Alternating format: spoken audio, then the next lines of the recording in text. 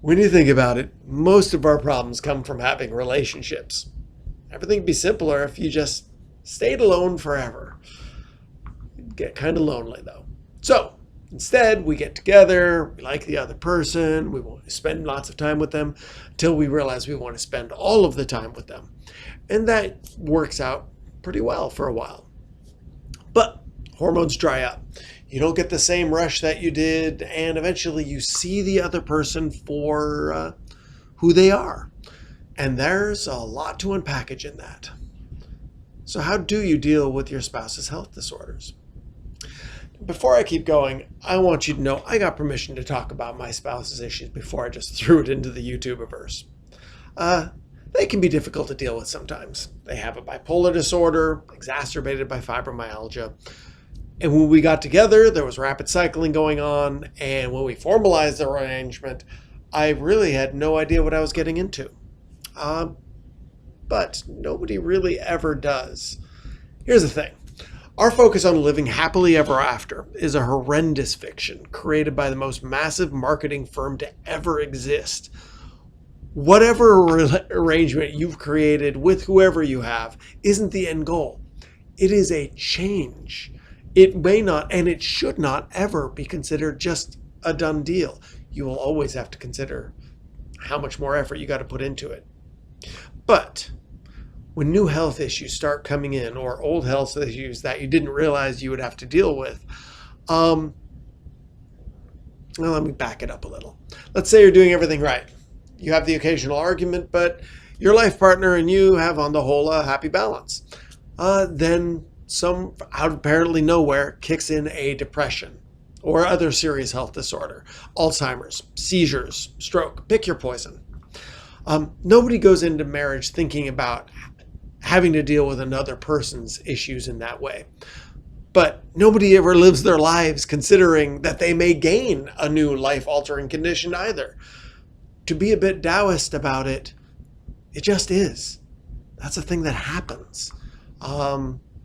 Overcoming these sorts of things is hard, both as a person who gets them and the person who is alongside it. So, what do you need to do first? One, you start with communication. It's never going to be perfect. Sometimes you wake up cranky. Sometimes you just can't deal with it anymore that day.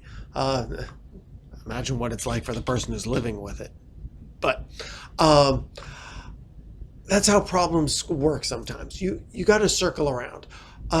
Come back to the point where you look at it honestly. So, with this extra layer of complexity, what do? First, both parties have to honestly acknowledge the health issues concerned. That's key.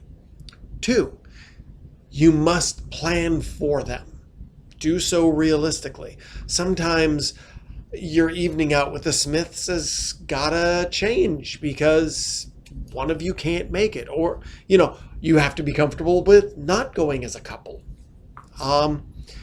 You have to, as a person with the issues, understand what your limits are. Essentially, the person with the health issue has to be able to tell their partner when they're above the waterline and maybe when they're below. Personally, I take a hint out of my role-playing games for some nice parallels.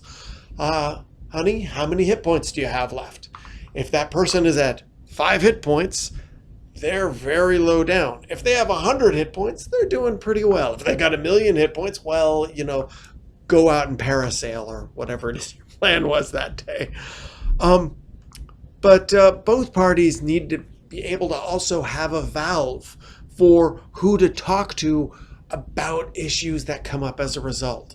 Now, it's great to be able to talk with each other clearly and honestly about what these are. I know I always emphasize clarity and honesty. It's a real theme.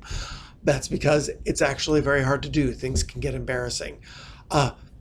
Talking about your depression, another person's hygiene, how often or how good the sex has been, who's getting the house chores done. With practice, you can find a balance around how to talk about these things and how often, read the other person. But any and all of those things need to be able to be discussed together and importantly, apart. Sometimes you just got to have the pressure release valve. Hey, maybe you can go and talk with the local bartender about it. That's great. But for those of you who lack a person who's just willing to sit across from the bar and look really bored, find a counselor. Maybe talk with one of your friends who's really good at just listening or has similar issues, and you guys can kind of kvetch a little bit. And, remember, it's okay to talk about the kvetching too. Again, relief valve and honesty. What it comes down to is the person you love has an issue, but they are still the person you love. And you're not going to change them. They are not going to be able to change for you. But you can still grow together. And isn't that what your life is all about?